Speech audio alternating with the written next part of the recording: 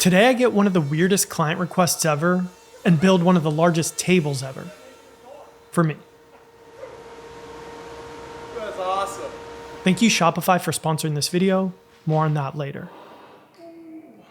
Here we have a very large slab of elm. And in fact, this is just one of 2 chunks of elm that I'm going to be using for this project. Let me give you the background details. So the day I'm recording this is October 15th, 2024. And back on July 23rd, I got an email from a couple named Eric and Kaki. Not that July 23rd. This one. 450 days ago.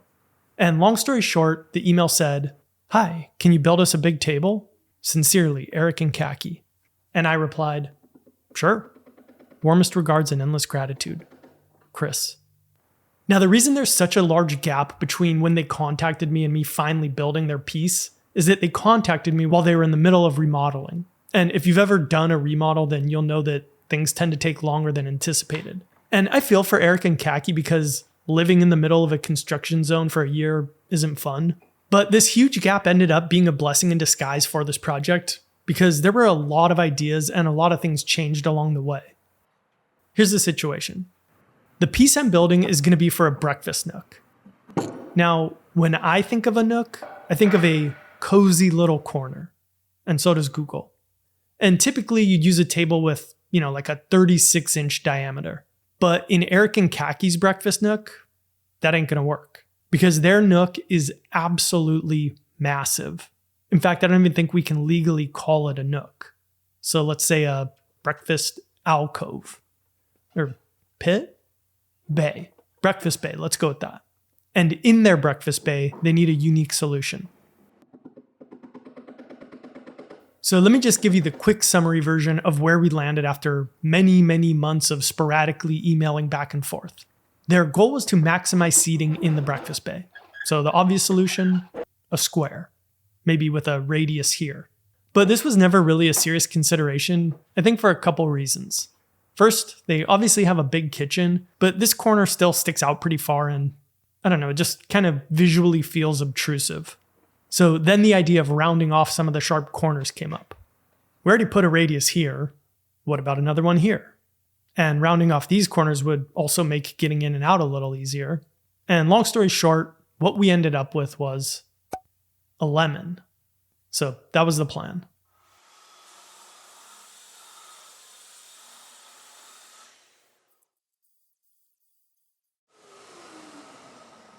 Now you might be thinking, but Chris, it looks like you're drawing a circle on that top. What gives? Well, in the 450 days leading up to me building this piece, something happened. Eric, Kaki, and I continued emailing designs back and forth, and we came up with a lot of ideas, but nothing was really doing it for any of us. And I couldn't quite put my finger on why that was, and then it finally hit me. I think a lemon is not a classically beautiful table shape. Shocker, I know. But basically everything that we tried just felt off. But then when I would swap out the lemon for a circle, all of a sudden, it felt right. And we bounced around on whether the slightly off look was worth the increased functionality. And ultimately it was Eric and Kaki's call. And here's what they said. "Hey Chris, I think we've definitely come back around on the circle top. Pardon the sort of pun.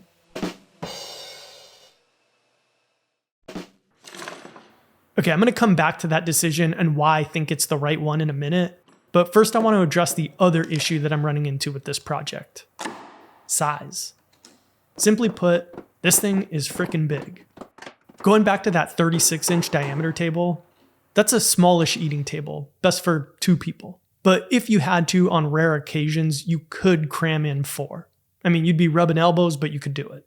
Well, a 72-inch table is 4 times as big. But when you're building it, it feels like it's 40 times as big. Because a lot of the steps become either way harder or just straight up not possible. So you got to find new ways to do things. And the first of those new things that I'm going to try on this one is the way that I'm going to build the form so that we can pour our epoxy. Now this is going to be a little bit of a gamble because I've never actually seen anybody do this. And the idea came from a couple of commenters in reference to the times where I've had trouble removing slabs from my forms. And they suggested lining it with some plastic sheet instead. One guy even said that they use a similar technique on carbon racing kayaks. Well, I like that idea, and I figured I'd take it a step further. So normally when I build a form, I use a bunch of melamine and caulking to make it watertight so that I can pour the epoxy. I mean, this stuff takes a few days to cure, so if there's any leak, you're screwed. Well, I figured these plastic sheets have to be leak-proof, right? So why build a form at all? Plus, we have a saying around here.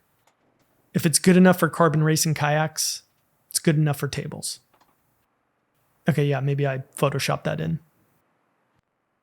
Now, obviously, I'm still going to need to do something to keep all the epoxy from spilling out. So here's what my plan is. Right now, I've got one layer of plastic sheeting down. And before I go any further, I'm going to brush on a sealer coat of epoxy everywhere. And my trusty shop hand Dolores is going to help me by balancing this chunk of slab on its side while I do that, which made her extremely nervous for some reason. In fact, let's secretly film her to find out why. Hey Dila, remind me again why this made you nervous? That other side piece. This? Yeah, but I had one on the other side, so I was sandwiched between that large piece and then the other circle. I know. That? You're afraid that was going to crush you? Not crush me. I was afraid I was going to tip it over. Oh, that would be fine. You should have told me that. I didn't have a good, stance. Well, it's a good thing you had your work sandals on. Well, see all of that. I just filmed you doing that, Dila. No, you didn't. Yes, I did. Why? I don't know. Look. I probably... Oh my gosh, Chris, I probably sound stupid. Well, I guess if the sandal fits. So as I was saying, I brushed on a sealer coat of epoxy. Then I wanted to put down a second coat of plastic, but I didn't want to stress Dolores out again.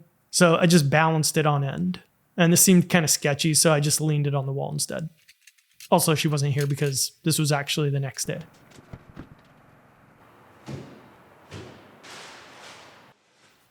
Anyway, and then instead of building a proper form, what I'm going to do is take a bunch of 2x4s and essentially I'm going to clamp them up so that they're just pressed up against the faces that I had cut with the circular saw a couple minutes back. So you could think of this like a really crappy above ground pool. The sheets are doing all of the work in terms of keeping it watertight, and the 2x4s are just there to support the weight. And now we'll just cross our fingers and hope for the best.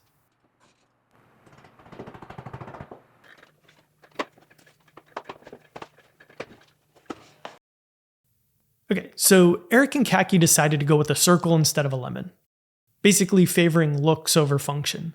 And I said that I thought that this was the right choice, and there are two reasons. First, they like it better, so can't really go wrong picking the one that you like. But putting personal preferences aside and looking at the two of them side by side, the lemon certainly fits the banquette in a much more custom way and theoretically offers more seating, but in reality, it's not much. Realistically, how many people are going to be crowding around this table that often? 2, 4, maybe 8? Well, both can easily handle 8 people. But let's say you want to seat the occasional 10. In a pinch, both can still handle it. And the lemon offers maybe a little more space, but actually once you add in legs, not really. I mean, these 4 people are going to be playing footsies, so they've got the quote-unquote bad seats. Meanwhile, on the circle, really only these 2 people have the bad seats. So you just put your 2 least favorite cousins there, and you're good. Okay, very hard pivot coming.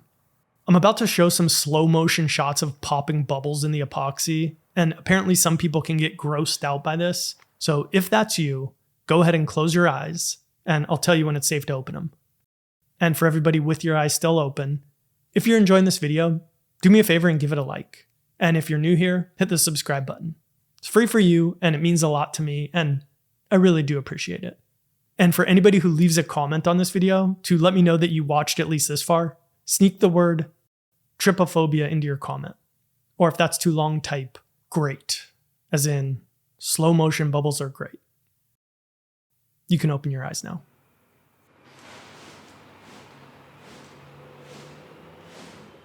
All right, the epoxy's cured for about a week, and the next thing that we need to do is flatten this thing. And normally I would use my CNC to handle this, but this one is way too big to fit. So I'm going back to where this whole project started, Street Tree Revival. So remember this guy? That's Big John. Seriously, one of the nicest guys you'll ever meet, and a fountain of fun facts when it comes to wood. Platanus, Platanus racemosa, Platanus hybridica, and Platanus mexicana. Eucalyptus camaldulensis. Average city in California has over 230 different species. This is from Southeast Asia originally. A chocolate alternative, any guesses? Vanilla. Anyway, they have this thing there called a wood whiz that can flatten much larger slabs than my CNC, and you can employ them to do it, so that's what I did. And unfortunately, I didn't have a chance to get any Elm-specific fun facts from him on this visit. But if you're ever near one of their yards, definitely go check them out. Really cool place, and if you tell them Foureyes sent you, they said they'll cut you a little deal. So definitely drop my name. All right, we got the slab back in the shop, and now it's time to turn it from a nonagon into a circle. And once again, size is going to be a hurdle. But I thought of an easy solution. What I can do is make a quarter circle template and then use that to mark and cut everything. So I did that and got it all marked up and found that it was actually pretty hard to get everything to come together as a perfect circle. So I ran to the big box store, grabbed 2 sheets of 1/2-inch MDF, and used my CNC to cut 2 half circles that I could put together as one whole circle. And I'm going to use that instead. Now, you could view this as a waste of $100.22, but it's actually not, and I think I can prove it with math. So to be completely transparent, I don't actually know what I value my labor at, but a commenter recently told me that it was clearly $85, so we'll go with that. Well, I calculated how long it would have taken me to build a custom circle cutting jig, and I believe it's clearly 1 hour, 10 minutes, and 47 seconds. And if we convert that into hours, that's 1.179 hours. And then if we multiply that by the $85 per hour that the commenter says I value my labor at, boom, $100.22. Perfect wash, so not a waste. That, and after I finish using these as templates, it's not like I'm gonna go throw them in the garbage. I mean, I'm still gonna have these big chunks of MDF that I can use later. Speaking of chunks, I recently showed off a limited run of 2 special colors of my brass chunky mechanical pencil, black and silver. And I remember back when we were getting ready to produce these, I assumed that we should make more of the black version because I thought it would outsell the silver version like 2-to-1. And I was wrong because it outsold silver 3-to-1. And actually I got a couple questions about the box from some sharp-eyed viewers who noticed that it changed from this to this. So a little peek behind the curtain. About 18 months ago when I was starting this company, I had to make a decision. Do I call it Foureyes or something different? And my thinking was that over time, I would love to be able to grow the business beyond just me. And I would say for that to happen, 60% of the success is going to come down to what we're selling, while the other 40% will honestly come down to where and how we sell it. It's that important. And I chose Shopify. Now, they are the sponsor of this video, but I actually made that decision and became a paying customer several months before any kind of sponsorship deal ever entered the equation. So I want to say in my own words why I went this way. And I think it boils down to this. I researched all of my options, and Shopify was the one that I felt took all of the tools that were traditionally reserved for only the biggest companies and put them in the hands of everybody. I'm talking about things like the ability to easily build a storefront and having access to a comprehensive back office of tools. Like, for example, one that I really love, managed markets, which makes it so much easier for me to sell things internationally. And then not only having those tools, but actually making it simple to use them where I don't feel like I need to be a technical wizard. So yeah, Shopify is the sponsor of this video, but if you have a business or are thinking about starting one, I cannot recommend them more highly. Check out shopify.com/Foureyes where you can start a free trial and learn more about how they can help you grow your business. Thanks, Shopify. Okay, I need your help with something, but only if you're interested. So I'm getting a head start on my next video because I want to run a little experiment. I got 2 similar slabs from Woodworker Source, which is the same place that I got all the maple that you see here. And my plan is to finish one of them in a simple bare bones style. Not in a bad way, just straightforward. And then with the other one, do something really custom. And while I'm doing that, I'm going to track everything on my end, the costs, time, everything to determine if the extra effort on the custom piece adds real value. But there's one key variable that I can't figure out on my own: the sale price. So I'm going to run 2 simultaneous auctions on my website for these tables, which will be live now. And if you want to bid on one of them, you can check out the link in the description. And hopefully it'll make for an interesting video. Let's start talking about the design of this base. So I shared a lot of design ideas with Eric and Kaki during those 450 days between them initially contacting me and now. Too many to talk about everything, but I would say that all the ideas fell into 2 camps. And I'm going to use these 4 as a proxy for everything. But basically you've got leg ideas and panel ideas. And after many months, we landed on panel ideas. Actually, they literally said that they liked a mix of these 2. So here's what we're building. Not really. Anyway, after lots of thinking, we figured that the panel style bases would be sturdier for such a large table, and they preferred the look, so kind of ended up being a no-brainer. But either way, getting to this point and knowing that, I could start exploring some options. And I don't remember exactly when, maybe around, day 272, but eventually 4 panels became 8 panels. And after more back and forth, we finally had a design. Actually went through our 109 long email exchange on June 25th, back in the good old lemon top days. Anyway, at this point I was very happy to have some direction, and I was excited to build something that was different than the other circle tables that I'd done. But even at this point, I still felt like this design was missing something. I mean, I didn't want to go overboard with it, but I don't know, just one more little something to really make it pop. So literally like the day before I started building the base, I sent one last idea to Eric and Kaki for feedback, and I was really hoping that they would like it, and they did. So this is officially what we're building. Now, I know that these 2 designs are extremely similar. Even Eric and or Kaki said that it took them a minute to notice the difference. But I don't know, to me, I feel like removing these 2.69 inches has a big impact. I mean, I guess I can think of one other area where losing 2 inches might impact my life a little more, but you get what I'm saying. Okay, so now we know what we're making, and as far as how we're making them, it's actually pretty simple. Honestly, just lugging around a bunch of heavy pieces might be the hardest part. But basically, I use my template to trace the shape onto my panel. Then I can use my track saw to cut along the straight lines of the shape. So that would be areas like here, here, here, and here. And then the curved bits I can get with my bandsaw.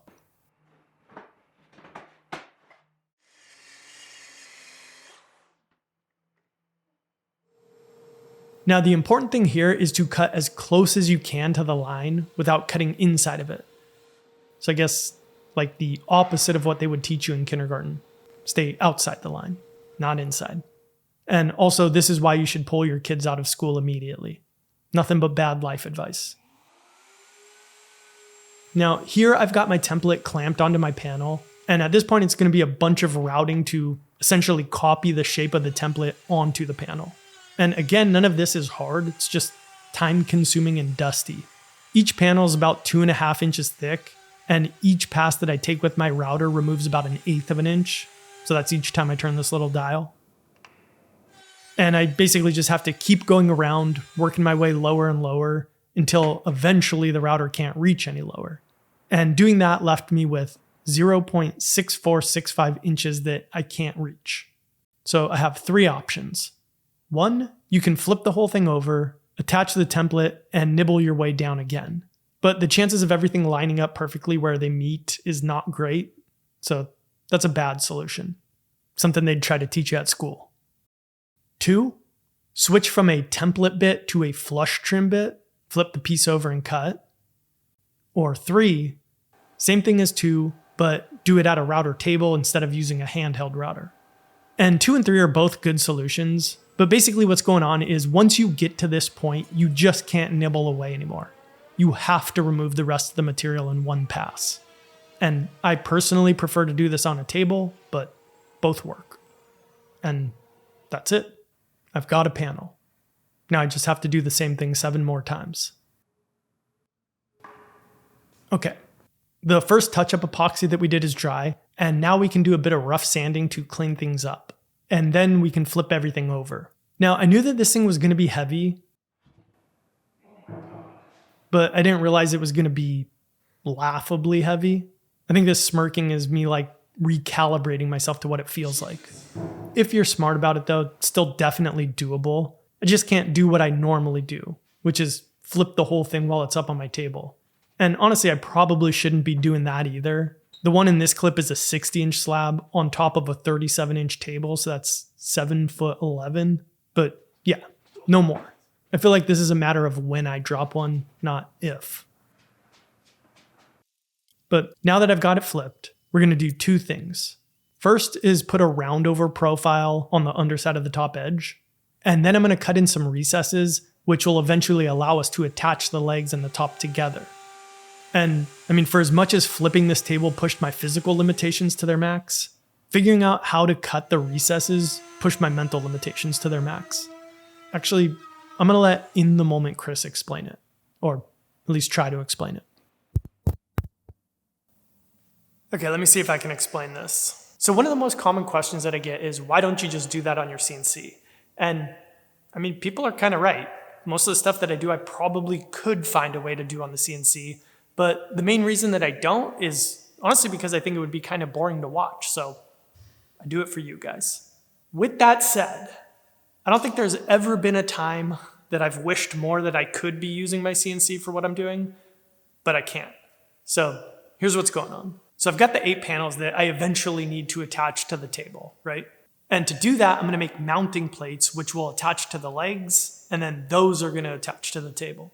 Now, if I just flush mount everything, it's going to look goofy because you'd be able to see a gap between the legs and the top, which means I need to recess them somewhere. So I could recess them into the legs, but then they would still sit proud of the underside, so that wouldn't look good. So the best solution is to recess them up into the top. Great. So by far the easiest way to do that would be to make a file on the CNC and then use that to cut everything. And I love you guys, and I do want to entertain you, but I'd be happy to take the shortcut here. Just one problem. The diameter of this table is so big that the CNC can't physically reach to where it needs to cut before the gantry would hit the side of the top. Leading up to this point, I just kind of assumed that it was going to work, but yeah, it doesn't. Now you might be thinking, Chris, you freaking idiot, how the hell did you think that that was going to reach? Well, I knew I couldn't just cut it all in one go, but I thought I'd be able to get to one of the recesses and then I could kind of rotate it, cut, rotate, cut, and just keep doing that, and then eventually I would have it all. But no, can't even get to one of them. No big deal though, I've got another solution. Instead of cutting directly on the workpiece, I can just make myself a template on the CNC and then use that. So I did, and I got it all set up, and then I realized I had another problem. The recesses are actually bigger than the router itself. So I can't reach the center of the cut without the whole thing falling into the hole. And then there's tilting problems and stuff. And basically it's just more complex than I had bargained for, but here's the solution that I did come up with. I made myself 2 more templates that are kind of like plates that are just ever so slightly smaller than the recess. And in one of them, I cut a smaller recess that my router can span across. And then the other one I cut unevenly in half. And we can call these the O plate and the half plate. And then the workflow was to install the O plate, route out all of the material down to my finished depth, which is 1.5 inches, then remove that and insert the half plate and route again down to the final depth with one trick. This time, instead of removing all the material, I leave 2 spots in the corners, like you can see here. That way, when I flip the half plate around, it has something that it can rest on. And then I just repeat the same thing on the other side, and then finally remove everything and just clean up the perimeter. So that's what I came up with in the moment, and it worked. It got the job done. But I did realize, probably cutting my 8th and final recess, that I think there was actually an easier way that I could have done it. I think instead of the O plate and the half plate, I could have just made a bigger plate that actually attaches to the router base itself, and then cut the entire thing that way. Honestly, I'm not 100% sure that it would work. I have trouble picturing that kind of stuff in my head, but I think it would have worked. Either way, job done, but I'm with Frank from now on. I'm CNCing everything, every single opportunity that I get. Not really, but I don't know. He seems like a good, helpful dude, so I'm just going to say that.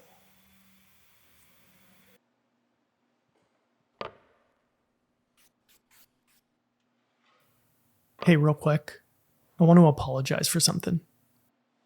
On behalf of the rest of the world, I would like to apologize to all people named Susan. This will make sense. So Eric and Kaki asked if they could commission me to make them a lazy Susan out of the leftover material from the slab. And I thought that there would be a ton of it, but it turned out that most of the scrap was really rough or cracked. So I had to piece together what I could, and actually never told them that I was doing this, and I don't know if they're gonna like it, so this one's on the house. And if you guys are watching, surprise! Anyway, Lazy Susan is just such a weird name for a piece of furniture. I mean, you got your table, your chair, your shelf, and then Lazy Susan. Why not something like a spin tray? I feel like that's how we normally name things now. You know, give it a name that explains what it does. Like this thing. You dock your phone in it, and we call it a phone dock. Imagine if the person who invented it decided it should be called a Dave Zucker. It'd be weird, right? Anyway, I looked up why it's called a Lazy Susan, and there's actually not a definitive answer, but some possible theories are that it was named after common servants named Susan back in the day, or that it was just a marketing term from the early 1900s to promote self-service at the dining table when household help had become less common. But I don't know, those aren't fun. So never mind that. And I know there probably aren't a bunch of Susans watching this, but to any that are, Susan, I'm truly sorry. You deserve better. And I encourage everybody to give the Susan in their life a hug. And something else that I encourage you all to do, if you ever buy anything from Rockler, try using the code Foureyes at checkout because there's a pretty good chance that you'll get free shipping. I use a lot of their tools, jigs, table saw sleds, clamps, that drill guide that probably ended up being the MVP of this project. And anytime I need any kind of hardware, they're the first place I look. For example, on this project, I got the Lazy Susan hardware that you'll see in a second from Rockler. So again, try that code anytime you buy anything. I don't get a kickback or anything like that, but maybe you'll save a few bucks on shipping. There's that hardware. At this point, pretty much all of the parts that you would think of as a table are made. And here I'm putting this big roundover detail on the outside edges of the legs, and I've always called this a thumbnail profile. But it might be called a bullnose. I'm looking online and I'm getting some kind of mixed messages. I mean, here's what I'm making. It's round but maintains these crisp corners. And woodsmith.com says that it's a bullnose. But then homedepot.com says this is a bullnose, which I think is right, even though I call that a full roundover.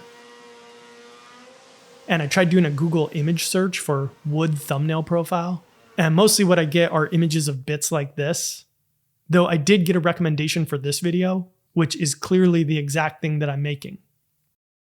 But this video was also made by me, so whatever. I think thumbnail's the better term because of this. See?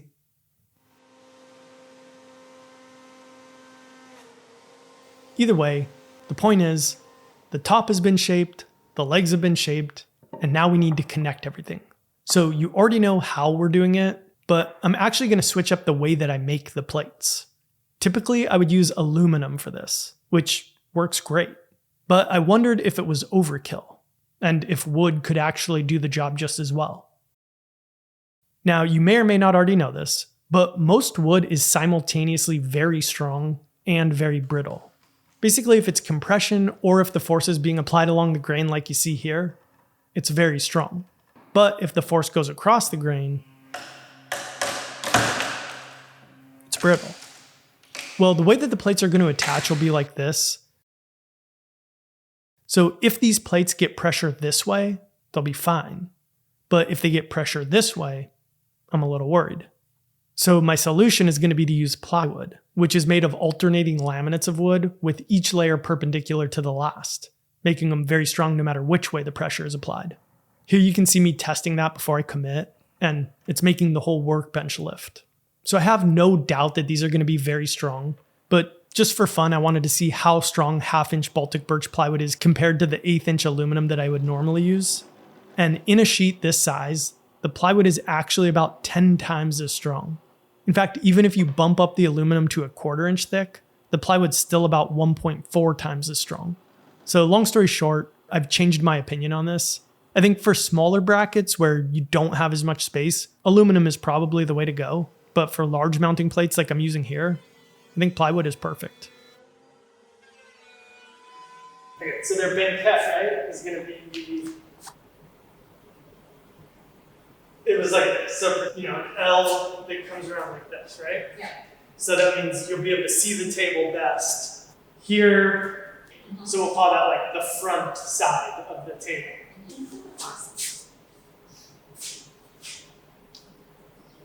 No. Chris! I missed them on purpose. I don't trust him. So actually, you know what? This one's actually a really good candidate to go like here, because now the ugly side is facing. Just put it right here. Right? And then this one. Put this one, use this one. I want this one. Wouldn't it be more like, no, I'm gonna go back here. So replace it with this one. Let's do a 360. That seems pretty good. This one's ugly.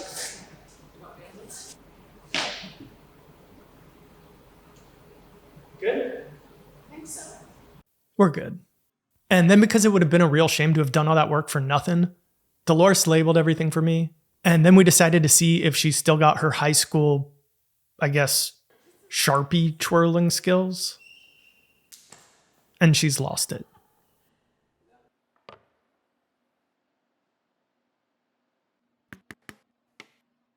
All right. How many threaded inserts do you think I used on this project? I'm going to set the over-under line at 60 inserts. So gut reaction, do you think more or less than 60? Got your guess? Each leg has a plate attached to it, and those used 2 threaded inserts. Then each of those plates attaches to the top with 4 more inserts. Then on the bottom of each leg, there are 2 more for a couple of leveling feet. Then there's the C-channel. I ended up installing 2 long pieces in the main center chunk of the top to help keep things flat over the years. And then I did 4 smaller pieces to act as a sort of bridge through the epoxy for the, floating wing pieces. And those each have 2 more inserts. So that's 16 for the C-channel, plus the 64, 80 inserts. Now, if you got that right, as a reward, you can skip the next 23 seconds where I'm going to tell you about a beginning woodworking course that I created. But if you were wrong, you are legally obligated to listen. Or if you just want to get into woodworking, you can listen too. But yeah, the course is called The Best Beginner Woodworking Course, period. I created it with Sean and John. It's got a bunch of projects and a ton of info, and I think it's really going to be the best beginner woodworking course that exists, period. Now, it's not quite ready, but when it is, we're going to do some kind of special introductory price. So if you're interested in that, sign up using the link that I'm going to put in the description, and I'll make sure that you're the first to hear about it. That's it. Now, speaking of John, you guys know him? Lincoln Street Woodworks? Well, he's kind of an You know what he told me? He said that my finish, Sample 73, looks like it comes in dog shampoo bottles. In all seriousness, I don't really take offense. John is a self-described ball buster, and honestly at this point, I don't really care what the bottle looks like. All I really care about is that, unlike the metal cans that most finish comes in, the bottle prevents the finish from skinning over. Plus, my mom always told me that it's what's on the inside that counts, and we worked damn hard to make sure that the finish inside of these dog shampoo bottles is the best. Wood finish, not dog shampoo, if that wasn't clear. And we can always upgrade the container down the road.